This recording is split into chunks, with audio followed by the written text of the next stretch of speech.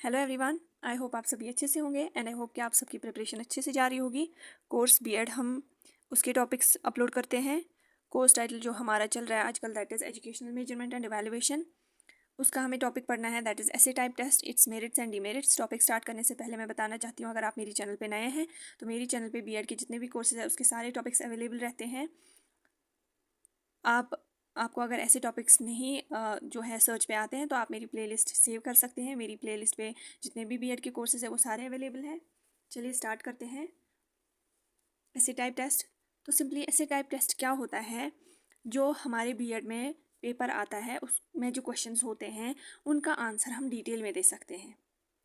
MCQs में जैसे होते हैं हमें 4 ऑप्शंस दिए होते हैं, हमें वही चूज़ करने हैं। लेकिन ऐसे टाइप टेस्ट में क्या होता है, जो एग्ज़ाम होता है उसमें क्वेश्चंस होते हैं उनको प्रॉपर्ली ऐसे डिज़ाइन किया जाता है जिसमें एक जो एग्ज़ामिनी है, जो एग्ज़ाम दे रहा होता है, वो अच्छे से समझ पाता है क्वेश्चन को, फिर सोचता है और उसके अकॉर्डिंग उसको इन मेनी वर्ड्स उस क्वेश्चन को आंसर करता है। ऐसे test is consisting of questions, जिनको हम आइटम्स भी बोल सकते हैं, design to elicit from the learners through freedom of response the extent to which they have acquired the behavior called for in the course objectives. The answer to such questions which the learners are confronted vary in quality and degree of correctness. तो इसमें क्या होता है, ऐसे questions होते हैं जो एक एग्जामिनी है, जो एग्ज़ाम दे रहा है बच्चा, उसको फ्रीडम मिलती है अपने रिस्पॉन्सेज को आंसर, मतलब जो भी वो रेस्पॉन्स दे रहा है उसमें उसको आज़ादी मिलती है कि वो अपनी जो आंसर है उसको एक्सप्रेस कर सके। ठीक है, और इसमें जो क्वालिटी है वो वेरी करती है, डिग्री ऑफ करेक्टनेस जो है वो वेरी करती है।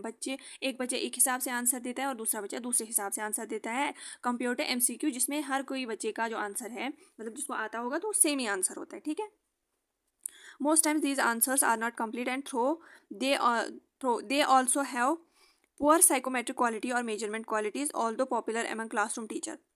इसमें इसने साथ ही एक डीमेरिट भी दिया है, मतलब कि क्वालिटी हर किसी बच्चे के आंसर में सेम नहीं रहती है, लेकिन फिर भी ये एक पॉपुलर टेस्ट है। ऐसे टाइप टेस्ट ज़्यादातर टीचर्स जो है अपने उसी हिसाब से टेस्ट लेते हैं। For this reason, we should examine how to construct essay items in this unit and subsequently examine how they administer and score such items in order to improve their reliability and validity. इसमें क्या बोला जा रहा है, मतलब कि teachers कभी कभी ऐसे क्वेश्चन सेट करते हैं जो कि एक कंस्ट्रक्शन आइटम नहीं होते हैं। तो हमें क्या करना है, ऐसे क्वेश्चन पेपर सेट करने जिनमें रिलायबिलिटी भी हो और वैलिडिटी भी हो। रिलायबिलिटी और वैलिडिटी हमारा अलग टॉपिक है, लेकिन यहाँ पे मैं समझा देती हूँ शॉर्ट में।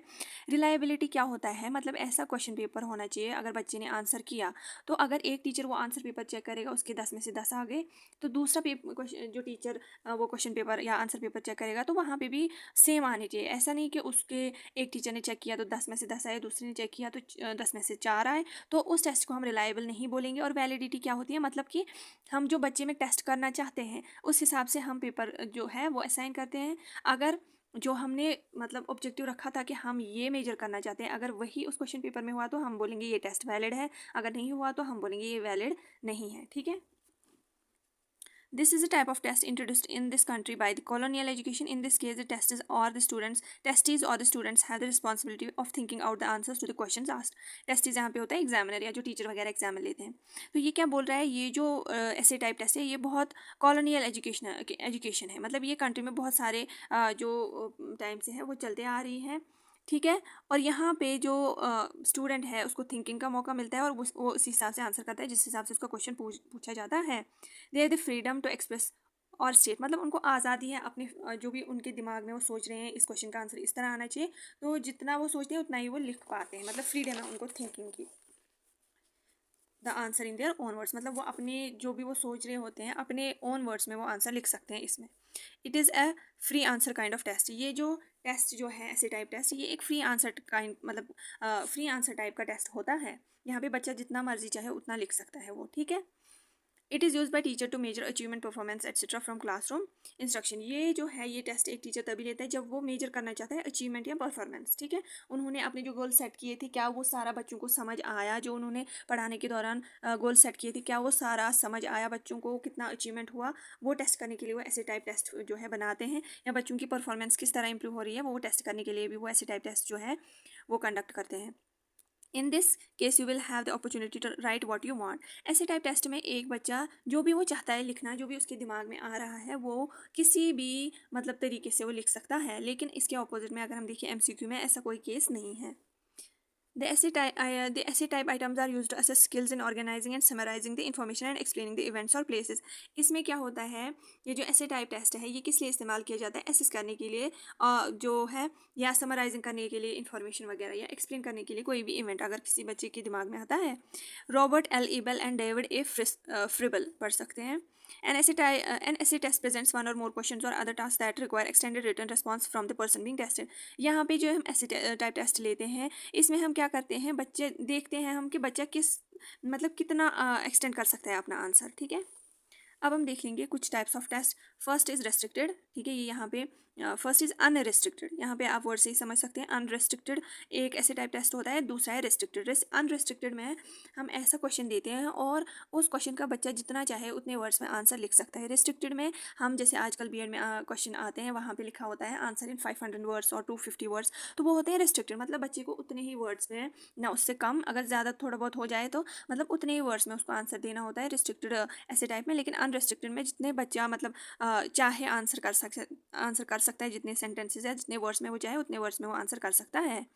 अनरेस्ट्रिक्टेड रेस्पॉन्स और free response type of test. इसको क्या बोलते हैं, अनरेस्ट्रिक्टेड रेस्पॉन्स या फ्री रेस्पॉन्स टाइप ऑफ ऐसे टेस्ट. जैसे मैंने बोला बच्चा फ्री है, अब उसको फ्रीडम है, वो जितने वर्ड्स में चाहे उतने वर्ड्स में आंसर लिख सकता है. ये आप पढ़ सकते हैं, दिस इज द सेम. ठीक है, plan and organise his thoughts in order to give his answer. वो अपने आंसर को प्लान करता है, ऑर्गेनाइज करता है, पुट हिज आइडियाज़, वो अपने आइडियाज़ को भी जो है आंसर में लिख देता है. जो भी उसके आइडियाज़ आते हैं वो लिख सकता है, फ्रीली होता है वो. ठीक है, कभी कभी क्या होता है जब ये ऐसे टाइप क्वेश्चन पेपर आता है, उसमें आपको बस 10 वर्ड्स में लिखना होता है, लेकिन आपको आप चाहते हैं कि आप फर्दर इसमें ऐड करें, जो एग्जामिनर है वो इससे इम्प्रेस हो, लेकिन वहाँ से आपको 10 वर्ड्स में ही लिखना होता है. लेकिन इसमें अनरिस्ट्रिक्टेड में आपको बिल्कुल आज़ादी दी जाती है, जितने वर्ड्स में आप लिखना चाहते हैं उतने वर्ड्स में आप लिख सकते हैं. नॉट लिमिटेड, यहाँ पे कोई भी लिमिटेशन नहीं है. यहाँ पे एक बच्चा वेरियस एस्पेक्ट्स देता है, उसकी नॉलेज कितनी है वो यहाँ पे एक्सप्रेस कर सकता है. फिर है रेस्ट्रिक्टेड. इसमें क्या है, सिंपली मैंने पहले भी बोला कि यहाँ पे लिमिटेशन है, लिमिटेड आंसर लिखना होता है बच्चे को. ठीक है, एक्सटेंड जो है वो कंट्रोल वे में रखना होता है इसमें. अब हम देखते हैं मेरिट्स क्या रहेंगे.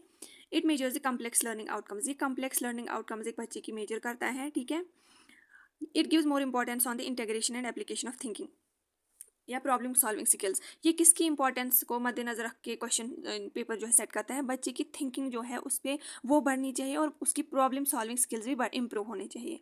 क्योंकि जब आंसर आएगा बच्चे को वहाँ से ऐसा क्वेश्चन आएगा जो उसको सोचने पे मजबूर करेगा, कोई प्रॉब्लम होगी उसको सॉल्व करने पे मजबूर करेगा. ऐसे टाइप टेस्ट. ठीक है, ये टाइप यूजुअली डिफ़िकल्ट नहीं होता है as compare to multiple choice test. उस पर डिफ़िकल्ट ऑप्शंस कभी कभी दिए जाते हैं, लेकिन इसमें कुछ ना कुछ बच्चा लिख के ही आता है. जैसे आप BBA स्टूडेंट्स हैं, आपको एज़ कम्पेयर टू MCQs ये ऐसे टाइप टेस्ट बहुत ईजी लगता होगा.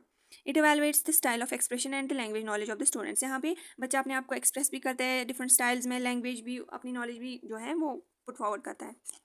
एक्सटेंसिव स्टडी इसमें फैसिलिटेट होती है, बच्चा ज़्यादा पढ़ता है इसमें. कन्वर्जेंट थिंकिंग इसमें होती है, डाइवर्जेंट थिंकिंग होती है.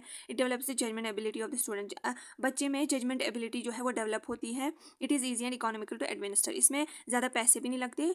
ठीक है, इस वाले ऐसे टाइप टेस्ट में इकोनॉमिकल है, मतलब इसमें ज़्यादा भी ये पैसे नहीं लगते हैं.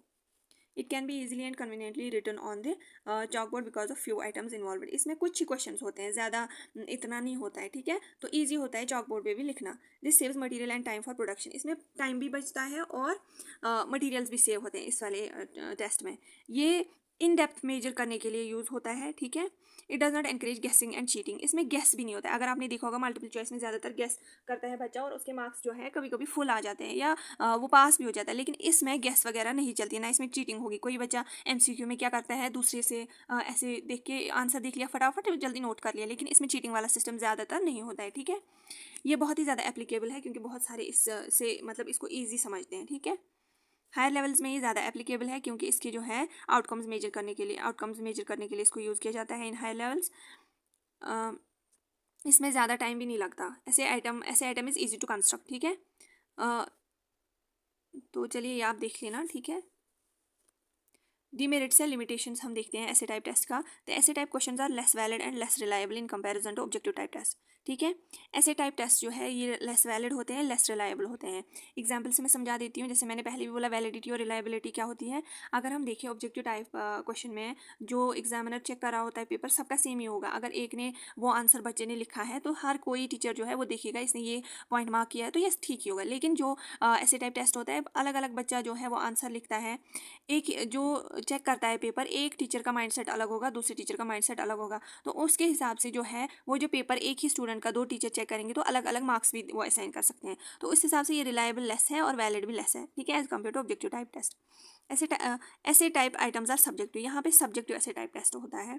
मैंने पहले भी इसकी मीनिंग बताई हुई है। Examiner biasness affects the assessment of the ऐसे ऑब्जेक्ट। सब्जेक्टिव मतलब यहाँ पे फेवरेटिज्म हो जाता है। कभी कभी टीचर को पता है ये हैंड राइटिंग किस बच्चे की है या ये किसका क्वेश्चन आंसर पेपर है, तो वो उस हिसाब से बयास भी हो जाता है, पार्शियलिटी भी करते हैं। मतलब अपने फेवरेट बच्चे को जितने मार्क्स वो डिजर्व नहीं करता उतने मार्क्स वो दे देता है। ठीक है, यहाँ पे it encourages guess making tendency within the students.